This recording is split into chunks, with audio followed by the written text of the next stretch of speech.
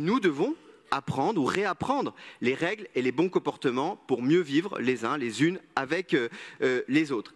Et il nous fallait, et vous l'avez d'ailleurs dit dans vos vœux de début d'année, Madame la maire, nous doter d'un outil qui réaffirme la priorité donnée aux plus vulnérables dans l'espace public.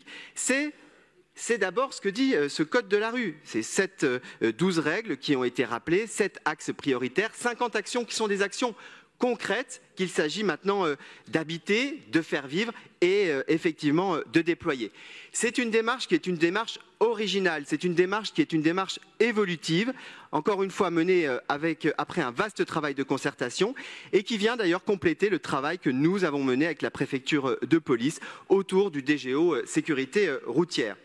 Alors ce code de la rue, ça a été dit, c'est d'abord de la prévention, de la formation, au travers notamment de campagnes dans nos rues qui sont déployées dès cet été, de formation avec évidemment un volet à destination des scolaires, notamment le permis vélo, le déploiement du savoir rouler. Alors Madame Toubiana, je vous remercie pour votre vœu demandant l'apprentissage du code de la rue à l'école. Alors ça vous a peut-être échappé, mais c'est déjà prévu. Et je dirais même qu'on n'a pas attendu le code de la rue pour parler sécurité routière aux écoliers.